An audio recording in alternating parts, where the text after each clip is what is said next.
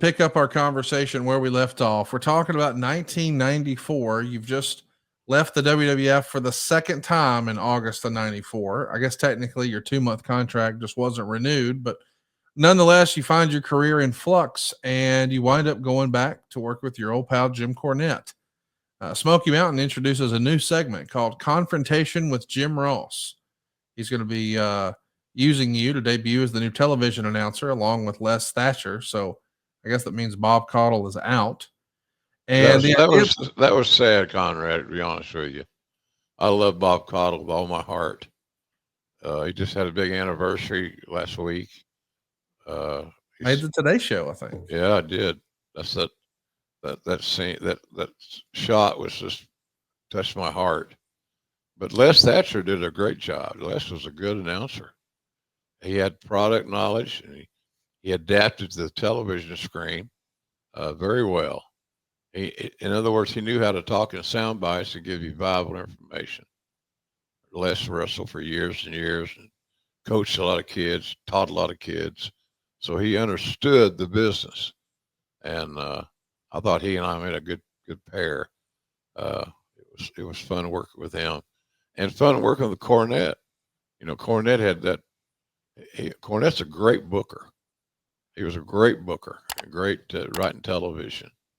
So I enjoyed that little run. And ironically, Conrad, that was all arranged with Vince. Vince encouraged me to go back to go to Smoky Mountain and get back in the saddle, so to speak.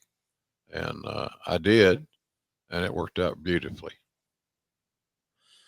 Let's talk about this segment, Confrontation. I guess the idea is you're going to do an interview, but if anybody has any sort of physical violence in the middle of this interview, so if we've got two guys who are in the middle of a feud, you're going to sit down and try to have them talk it out. And if anyone resorts to violence, they're going to be fined or suspended. What do you think of that? That's an interesting idea. Confrontation with Jim Ross. Well, I thought it was fun. You know, I enjoyed it. We did several of those little segments, and the talents loved it because they could get a little physical, but still have the mic time to express themselves. And there's where I started really feeling, you know, back in the old days, it was when I was working for Cowboy, I'd do an interview. You basically just introduced the guest, and then the guest would go from there without any interaction. We had interaction on this show, and it was kind of revolutionary because nobody else is really doing it to that degree. Let's talk just a little bit about the Smoky Mountain opportunity. You had worked for Smoky Mountain before on the Night of Legends Super Show in Knoxville. That felt like a one-off. And then after this short-term WWE deal isn't renewed, you're back on the phone with Jim Cornette working things out. You mentioned that Vince had encouraged you. What was your relationship like with Jimmy back here in 1994? It was good. It's always been good. I don't always agree with his booking, but that's natural and normal and predictable. So that interview there was recorded in Atlanta, where Jan and I were living at the time.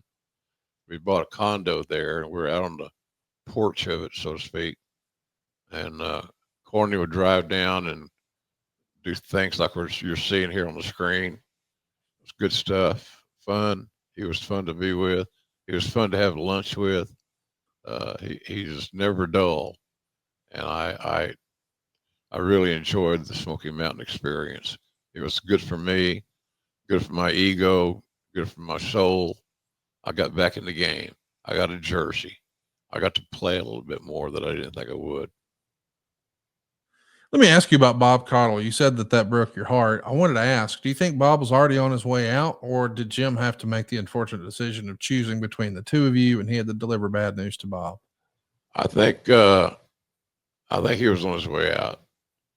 It was a hell of a drive from Raleigh to Smoky Mountain cities because we were here in little places. I think Connie, he was on his way out, and and Jimmy liked Les, and for good reason. He was great. So, but it was just hard to see Bob drive off, so to speak, and not be there for this. Bob was a great partner. He could adapt really well. He was so nice to me. You know, he was the voice of Mid-Atlantic Wrestling forever.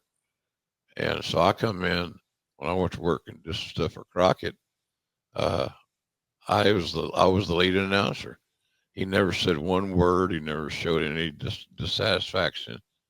He was just an amazing human being. And thank God for Bob Caudle. He's been a gift to wrestling, without question. Let's talk a little bit about Les Thatcher. You're going to be doing commentary with him. How do you think you worked with Les? How was he as a broadcast partner? Good. He was good. It didn't take us very long, Conrad, to find our groove. And that's thanks to Les, because he also acquiesced. He was working with a great veteran, one of the great voices of all time, and Bob Caudle. Now he's got JR. Before JR was JR. It was just good. It was good. Early on in our relationship, we were clicking. It was good stuff. I really enjoyed it.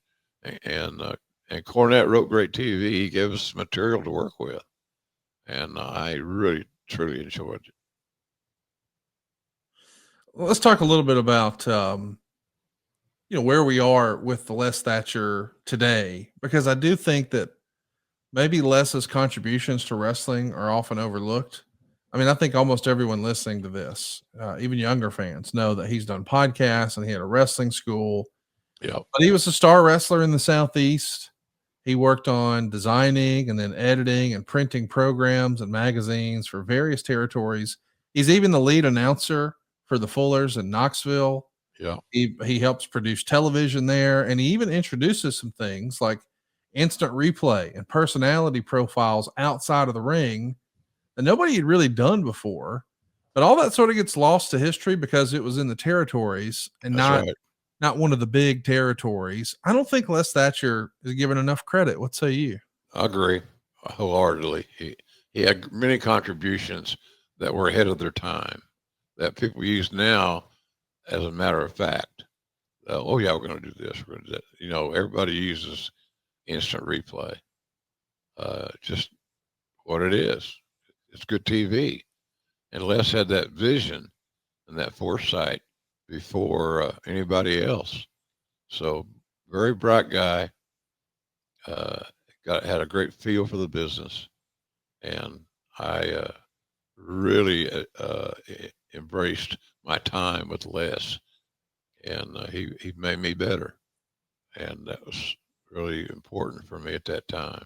He made me better.